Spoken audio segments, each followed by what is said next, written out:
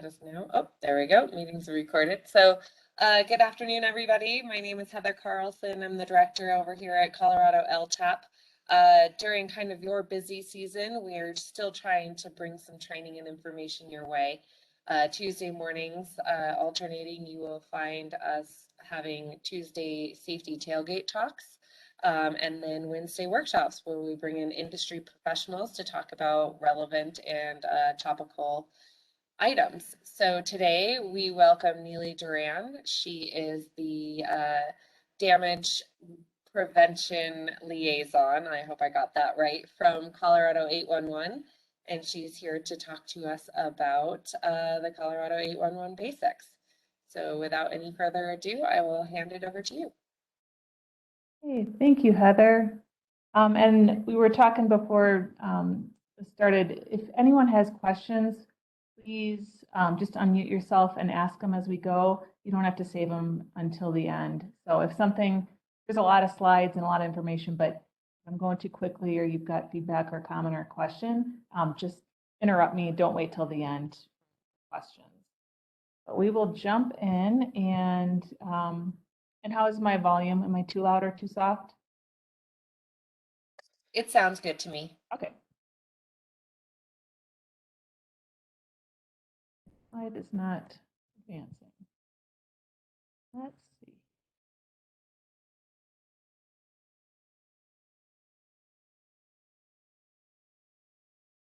Okay. Oh, it's not going forward. It's only letting me go backwards. Let me go back into this real quick.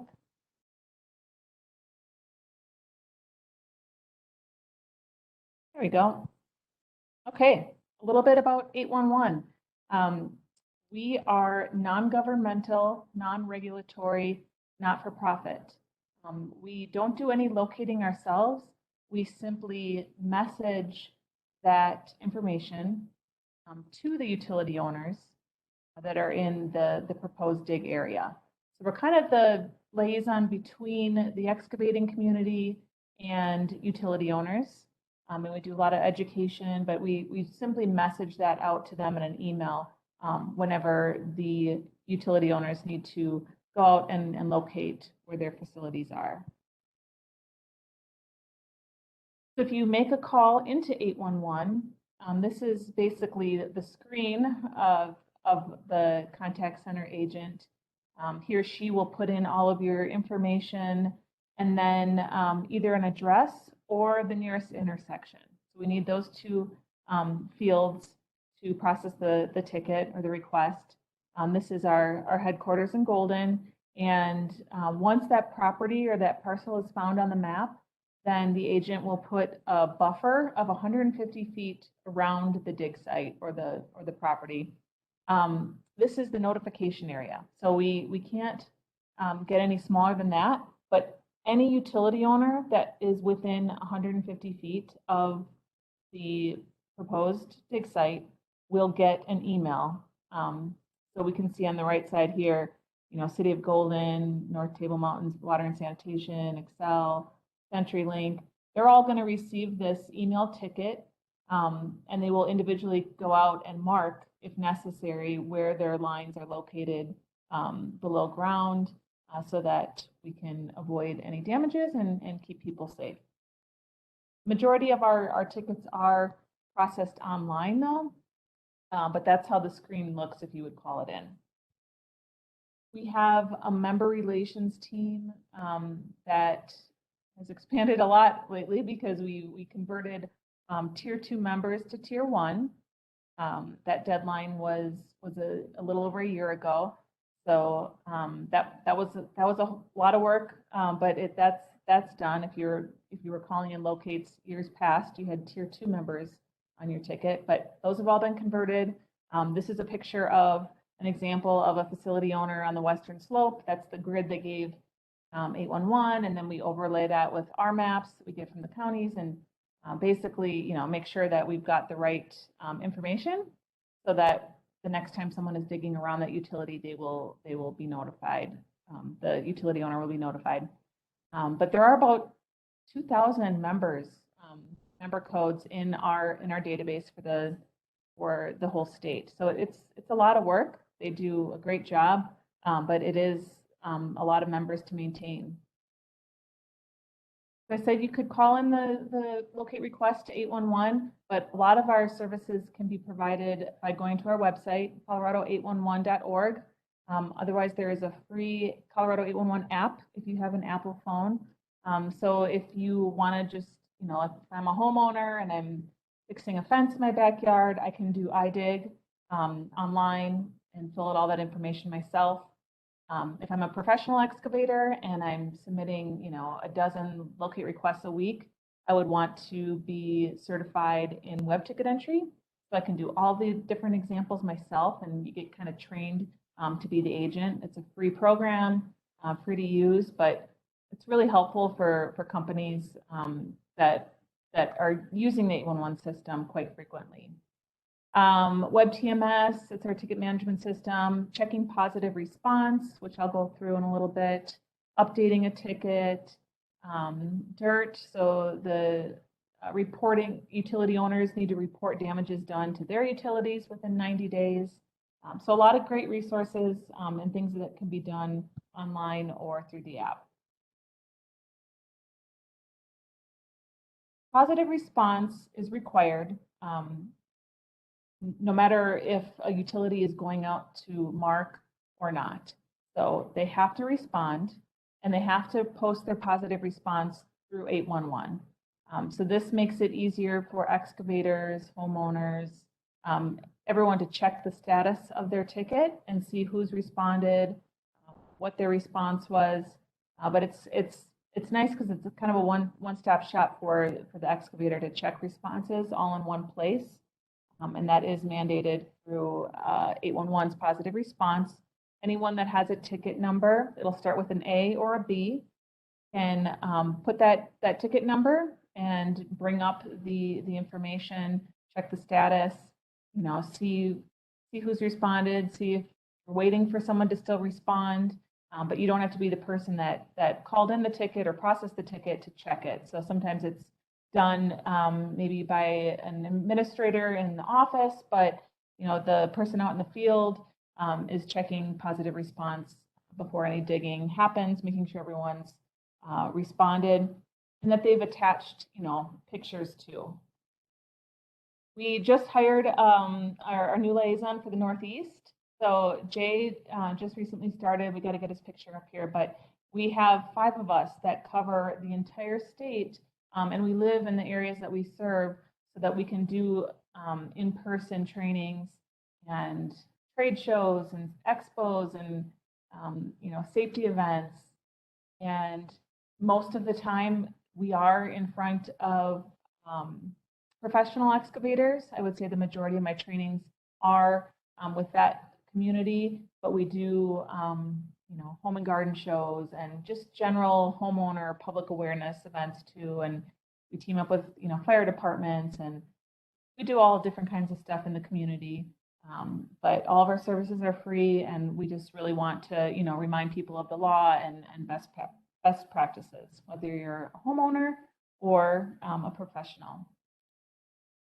The ticket is really long, really lengthy, but there's some rhyme and reason behind that madness. So if I said it starts with an A or a B, our primary server in our headquartered office in Golden is the A server, and then the backup is letter B, and that just means the ticket was processed one of our servers out east.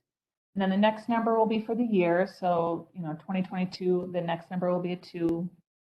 Next 3 numbers will be the day of the year. So you can easily pull up a ticket and know, hey, this was processed on this date. So May 1st is the 122nd day of the year. And the last chunk of numbers is the ticket in order, the way it was processed when our office opened. And 811 could process up to, 4,000 tickets a day during dig season. I mean, we crushed any record we had in years past. The last 2 years, the last 2 summers, over like about 100,000 tickets, and we got to 1 million tickets for 2020 and 2021.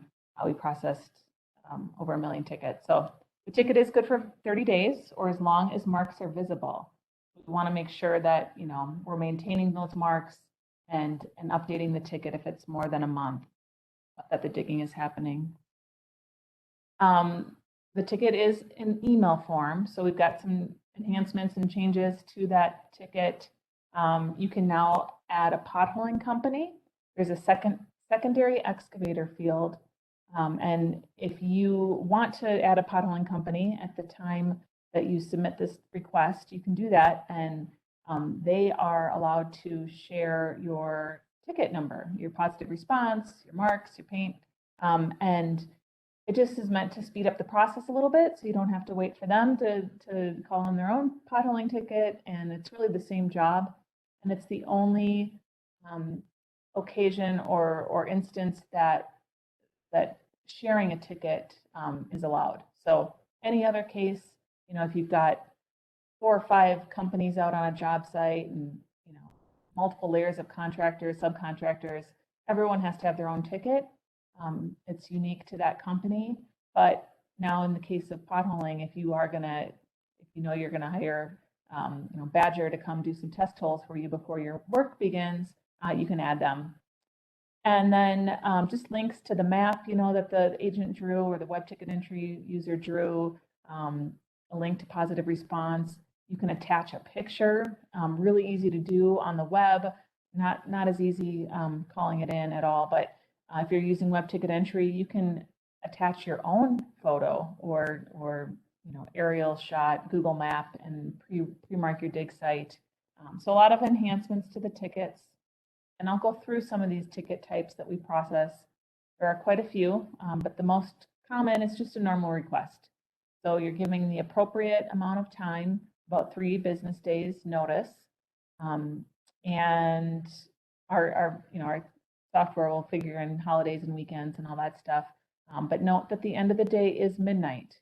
So if you process a request as soon as we open at 7 a.m. on Monday, the locators or utility owners have until midnight on Wednesday to respond and or mark if they need to go out there. You can request a meet. There's no guarantee, but you can, it's an option. You know, if you feel like you really need to get the utility owners out there in person, it doesn't change, you know, the locate by date or anything, but you can request a meet. Emergency request, this would be, you know, for which immediate excavation is necessary, you know, to prevent loss of life, damage to property, maybe there's a service outage. This is a highly escalated ticket type, and we expect that utility owners will respond within the hour if it's during business hours, you know, in an urban setting.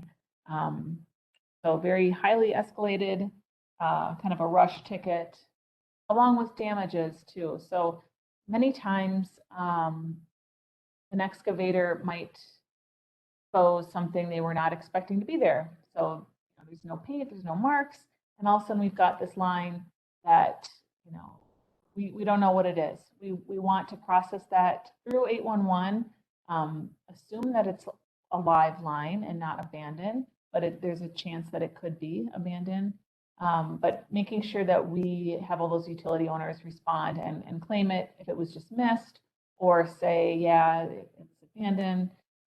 But processing that again, no matter what, so we can get that verification, never assuming that it's abandoned, and that falls under the damage notification, even if you don't hit it, even if it's just exposed. But that's another ticket type that we expect within the hour that the utility owners will respond. A non-compliance request, not very common, but you can request, you know, that utility owners come out before the locate by date if they can.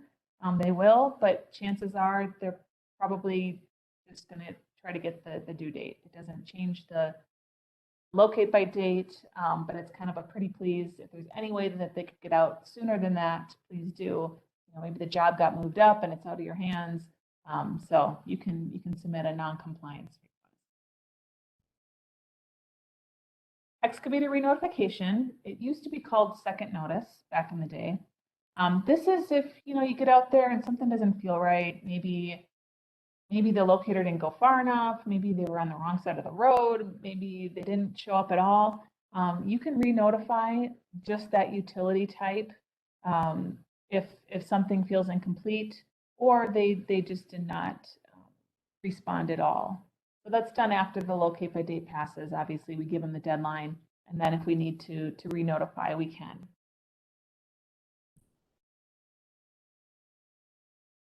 A relocate or refresh is done within 5 days of the locate by date. And it's when all the marks were there, you had positive response, everyone's responded, you got paint on the ground, and then we get 2 feet of snow. Or traffic sometimes will destroy the marks, or the construction itself once the work begins. So you can submit a relocate refresh, and it usually goes a lot faster the second time because they've already been out there to mark. They usually come out, by the next day. But again, if it's more than 5 days from the locate by date, it's a brand new ticket. And then we just ask that you cancel your request if the job is not going to happen. Obviously, if the locate by date passes, that's okay. But we don't want utility owners having to go out and mark things that aren't going to be used, in the near future. You can update your ticket as well if you need to change any information on the ticket. A new ticket type came out a couple of years ago for county road grading. This is one that will actually be retracted in June of 2022.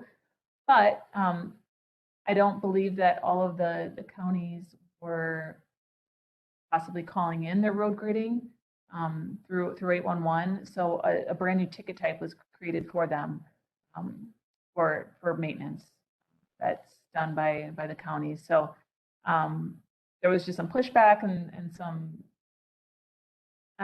heated discussion around this one. So it's going to go back to just a work type next summer instead of a ticket type, but it is currently still available. You can also request an engineering ticket for just general information. It's not meant for immediate excavation, but if you want to just get a general idea of what you're dealing with and what utilities might be underground, this ticket will have a 10 business day deadline for the utility owners to respond to you, and it's up to them how they respond. They might send you a map or a grid or an email or an attachment. They might put marks on the ground. They might go physically out there and put paint on the ground. So it's up to them how they respond, but they need to respond. We have a new engineering ticket type for SUE, or subsurface utility engineering. This is a project being designed by a licensed PE, and it's going to meet or exceed the ASCE 38 standard. There's another slide in a moment that gives a little more information on it. If you have a really long dig site, let's say CDOT is installing signs on the highway and a mile long, we can break that up into 5 1,000-foot tickets. We like to kind of limit it to about 1,000 linear feet if we're in a city or an urban area, and give it different due dates. So breaking up a larger dig site is the best practice. It's not the law. You could still put technically a mile on a ticket, but we really want to try to manage those larger excavation sites and give the locator or facility owners a little more time. Just let them know we're starting at this intersection. We're going east 1,000 feet every day, and hopefully they're one day ahead of you, working off of fresh paint. You don't have to do as many refreshes or relocates. So it's a preferred method over. We have something called the 1,000-foot procedure as well. I would say multiple day is preferred, but again, kind of limiting that to about 1,000 feet as a good rule of thumb. And then, overriding that due date if you can, if you're doing those multiple requests in the same day.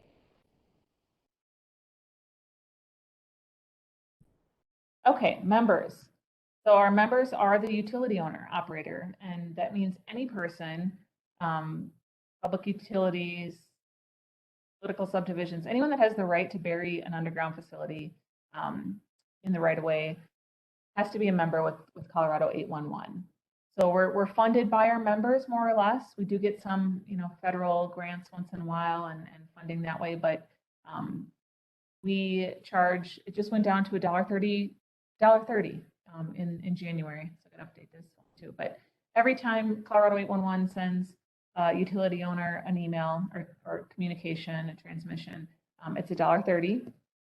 And then, just all the benefits of being a member. So you're getting courtesy calls on, emergencies, damages, and we don't ever charge for canceled tickets.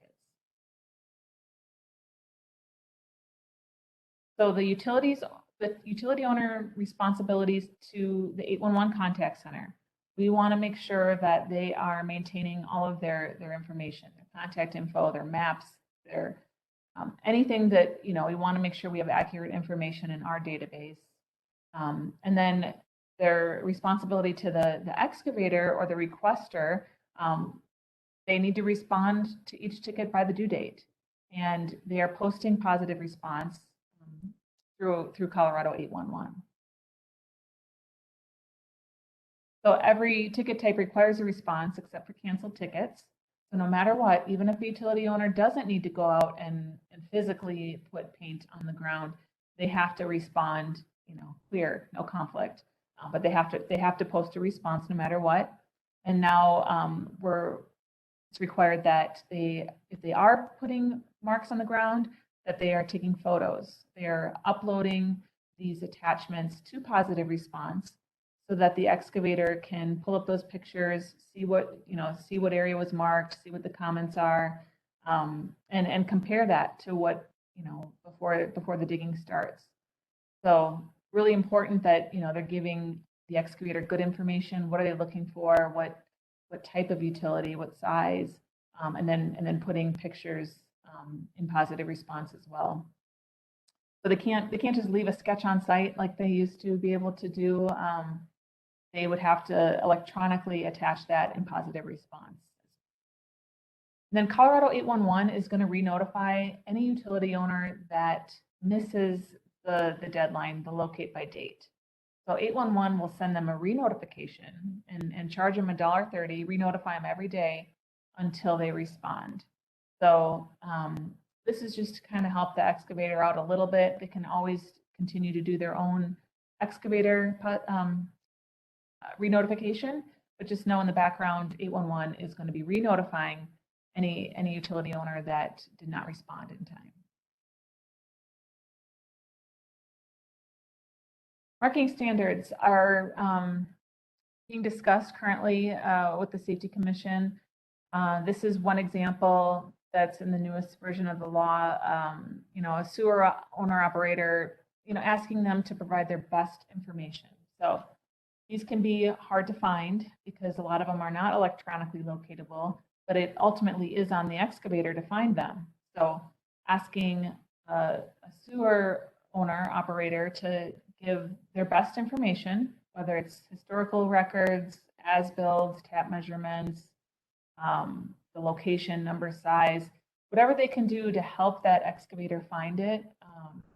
That's what we're hoping is going to happen, because those can be tough. There are some civil fines. So if a facility is damaged and they are not registered as a member with 811, they could be facing a penalty.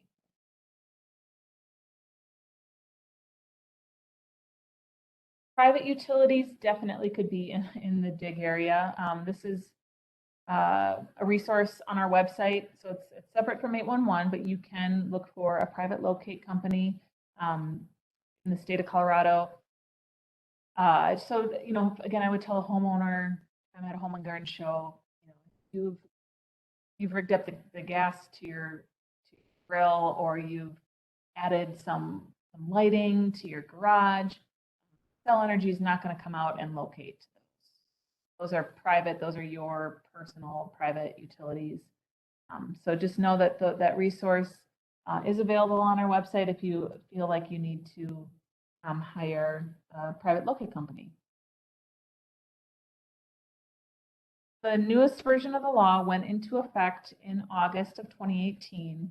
And from that day forward, it says that all brand new utilities must be electronically locatable. So moving forward, something is installed, it has tracer wire or marker balls, something that makes it electronically locatable.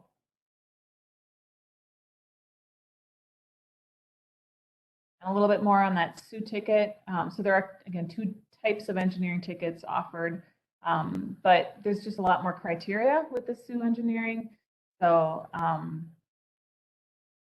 the person requesting it will know if it's a SUE engineering versus regular engineering. The hope is that they're going to get better information up front so that there's less hiccups or relocations or damages once the construction begins. It's a way to almost save on construction costs if you have a better idea, visual of what's below before you start. Any questions so far? You guys doing okay? Yeah, I got a couple questions, but they can wait till later. Okay, that's fine. We'll keep powering through. Excavation. These are all examples of excavation. So trenching, scraping, boring, ditching, drilling, grading, backfilling. If you're moving dirt, you should have a 811 locate request. You got a shovel in the ground. It doesn't matter how deep. There's no minimum depth requirement. You're disturbing the earth. We hope that you have a locate request in hand. Pre-marking the dig site is not the law in Colorado as it is in some states, but it is a really good best practice that I highly encourage if you can do it. White paint, white flags, whatever, white's the color, and it really will increase the accuracy of your locates. The locator will know exactly where the digging is going to happen. You're going to, not have to meet with utility owners. It's really great if you're able to do it. And if you can't do it in person, you've got that option to do it as an attachment.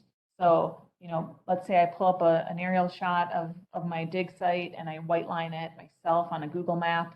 I can attach that to my web ticket entry ticket request at the time that I submit that, and that's extra information, not required, but some utility owners are requiring pre-marks, and you can attach a photo or a map even faster and easier than going out there and doing it in person.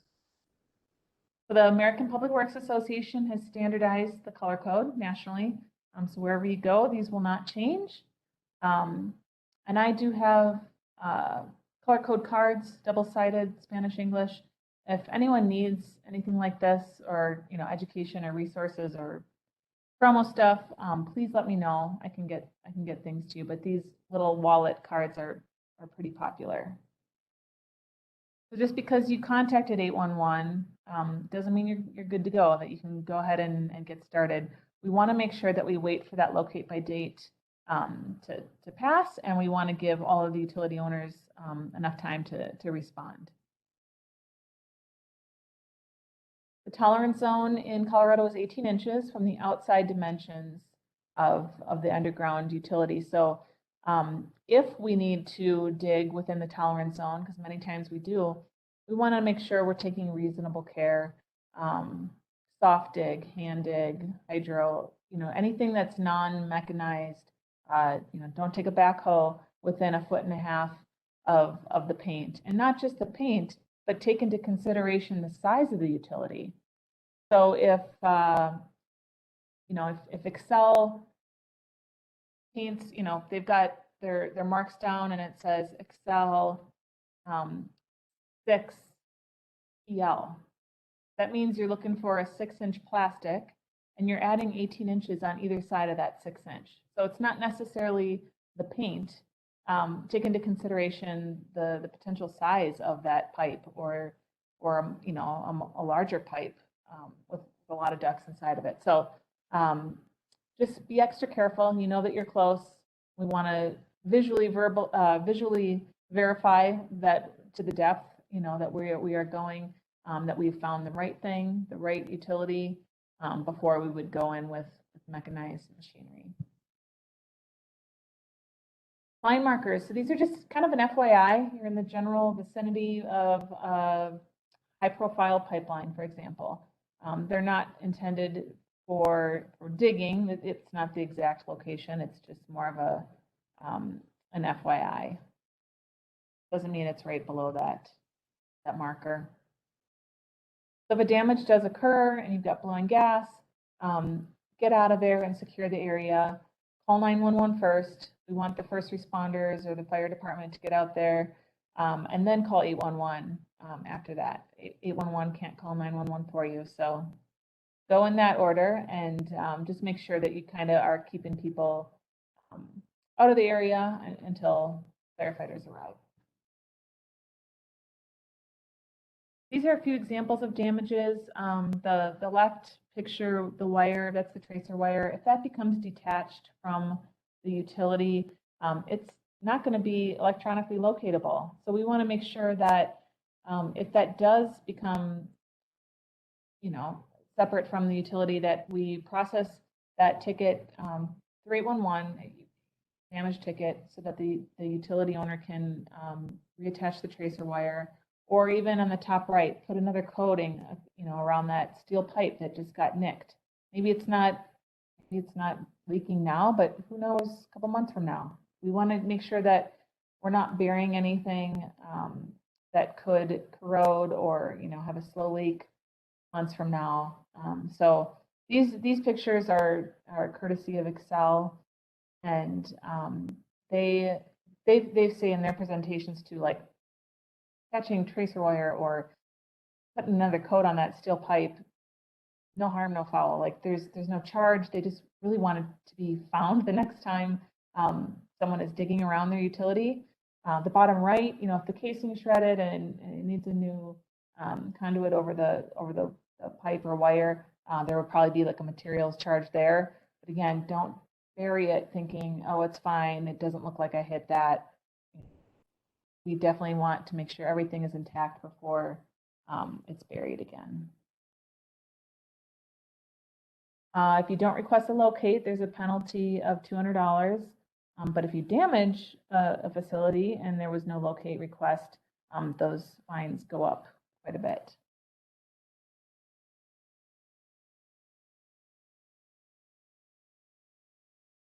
Okay, I've mentioned the new law a couple of times that went into effect in August of 2018.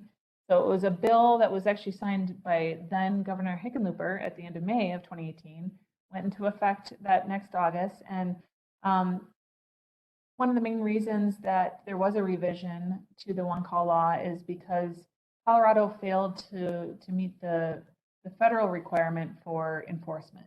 So we had none in place. And there were some events that kind of put us on the map nationally in a poor limelight and situations that were, you know, we were on PHMSA's radar, and we really needed to get enforcement in place.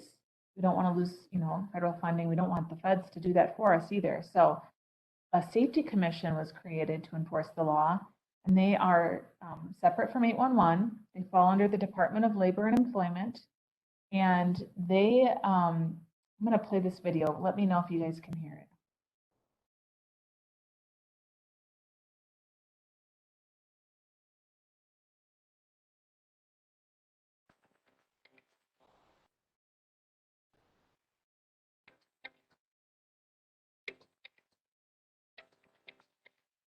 Our primary interest is to ensure that both excavators and owner-operators of buried utilities understand the requirements of the statute.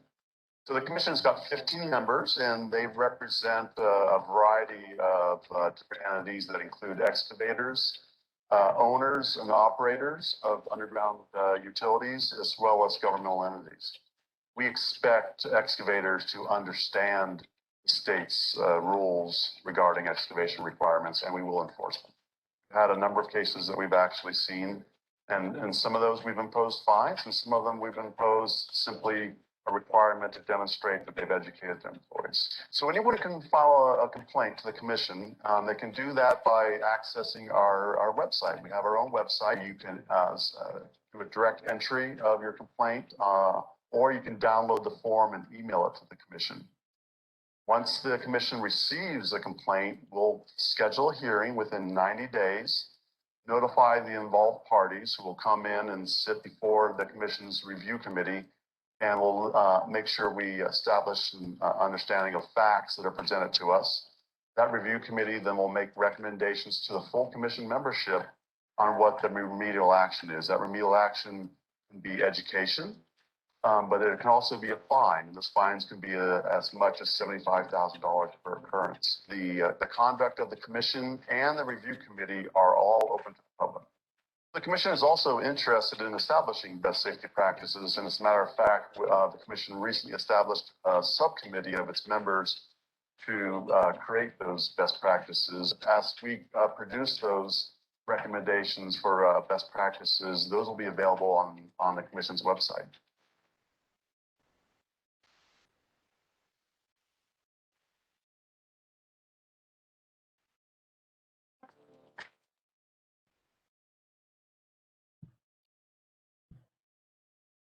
Okay, so here's a current list of the commission members. A lot of different categories being represented, which is great. This group represents anyone and everyone. So we can see we've got excavators, contractors, but a lot of utility owners as well. PDOT, farmer, rancher. So a lot of diverse categories being represented, and you feel like you need to use them as a resource, please do. Or if you want to just tune into one of their meetings, they're open to the public. So I try to listen in if I can, because I've learned a lot by just listening to see what they're reviewing, what best practices they're trying to tackle next. But they're remote, and you can just see that meeting information on their website. Okay, and I think that is our last slide. So we can definitely throw to questions or comments. Our website has a lot more information, FAQs, new law stuff, a lot of resources. So if you aren't familiar, please go to that website as well for additional information. But I will answer anything you guys have now.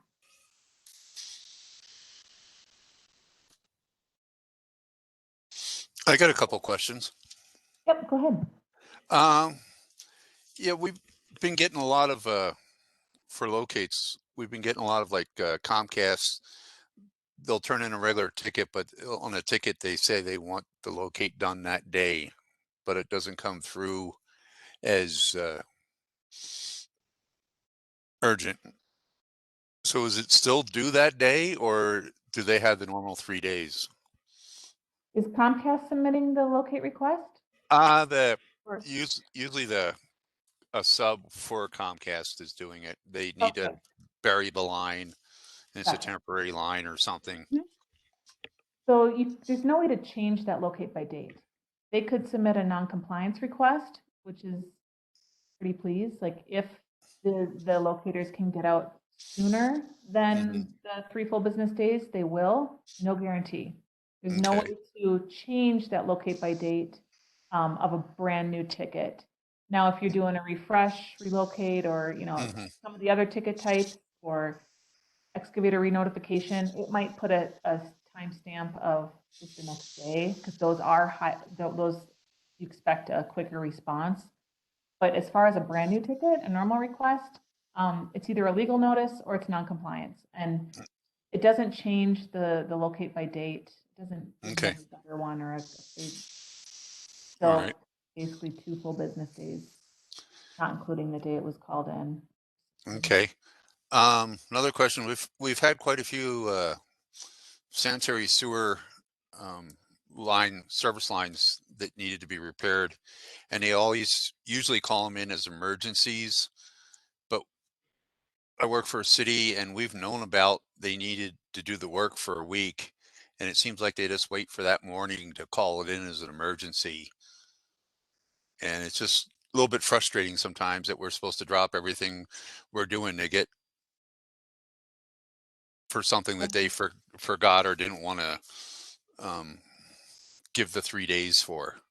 Yep. And Dave, that one's pretty common. So I, along with member services, will reach out to um, those folks that are using the emergency ticket, and I'll just basically say, like, this is what 811 considers emergency, because we've kind of created the ticket types, you know, that they're not all in the law or anything. And Mhm. a lot of times they'll say, well, it is a service outage, or it is this, or it is that. And I'm like, okay, well then technically I mean, that's fine. Like, I just want you to know what we define as an emergency. And if it's a premeditated, you know, this is coming down the line, you know, like this is going to be happening, you know, later in the week, we want a normal request. It's not fair Yeah. for people to scramble at the last second, but this is a very, very common one. Even just with like sewer cleanouts and like just kind of even maintenance type stuff. And they're all processed as emergency tickets. So I'll reach out to those companies. If you ever want to pass along a company name or phone number or email or anything like that, I'll just kind of give them the courtesy, like, hey, this is how we define an emergency ticket, because unfortunately, if it's called in as an emergency, the 811 agent can't steer them. They ask the questions, you know, that, you know, verify, but they have to process the request as it comes in. Can't Yeah. really coach them and change it too much. Hmm. They basically go through a whole checklist saying, you know, verifying, but they can't be like in their own mind, no, we're just going to do this as a normal Yeah. ticket. No, So I realize that, and I have no problem doing them. I just, it just seems frustrating all that, like I said, we've known about it for a week, and then the last second they called it as an emergency, and we need to drop what we're doing right away and run and yeah, take care of them. yeah, it is Um, frustrating, but please pass that. I don't want anyone abusing ticket types, you know, and yeah. feel like just a quick reminder of, hey, this is what categorizes like a true emergency. Um, Hmm. Otherwise it's a normal ticket. I am very happy to, you know, coach them on that and just let them know, make sure that they're using the right ticket type. Okay. Um, Two more questions. One Yeah. is photo versus map. If we just send them a map, do we need to take photos? Like if the map has the running line and the size of the line? Are you talking Um, about when you submit the request or in positive response? in Mark. positive Oh, response. okay. Uh-huh. Would do I need to start taking photos, or would a map be sufficient enough? Because it shows, it's an actual photograph of the area. Yeah. So they're just looking for some type of extra verification. So anything that's going to be like a double check, you know, for the excavator, the most common is the physical marks or the, you know, the paint on the Hmm. ground. But if you're attaching like, you know, as-built or some other type of map or some other type of, I mean, that's going to help them, especially with like a sewer. I mean, that any information, you know, and it's hard to enforce this part of it, like, hey, you're not attaching stuff. But if you are responding and you're marking, we do want that extra, you know, ancillary Okay. Yeah. uploaded info as well. So I would And say, yeah, that would be great. we do that with every ticket. Yep. Oh, great. And my last question, the electronic tracer wire on Mhm. is it still required on private lines and on private property as far as like storm sewers? Well, it just says up to the laterals in the, I'll just bring this. So it's to the, I don't remember if it's the laterals to the, close your eyes, you're gonna get really dizzy. Sorry. I'm gonna go back really quick. So that's another good question because, you know, utility owners will be like, oh, where does it stop? Like, where do we stop the tracer wire? Because a lot of, yeah, sewer, water, like it stops ownership stops at the private property line, Yeah. well, this is saying when it's installed, that tracer wire should include the laterals up to the structure being served. So Mhm. don't necessarily cut it short because you're like, oh, this is where our ownership ends, and now it's the private, it's the homeowner's problem, or it's the homeowner's ownership of that sewer line.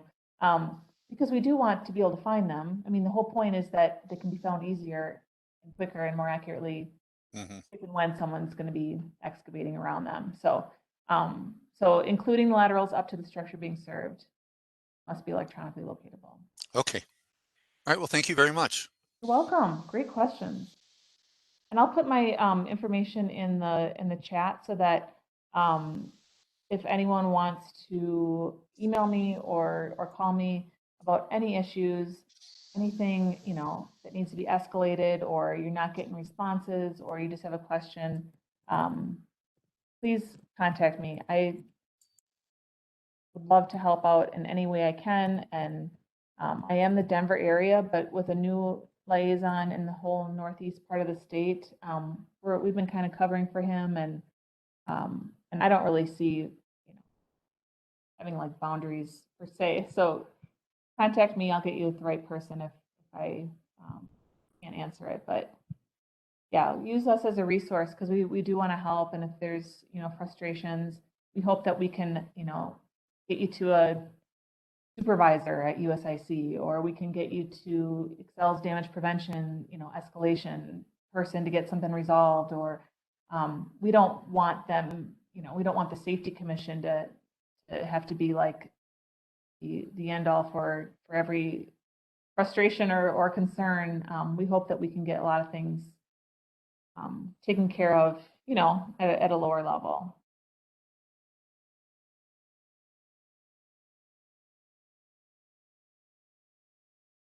Great. Any more questions before we call it a day?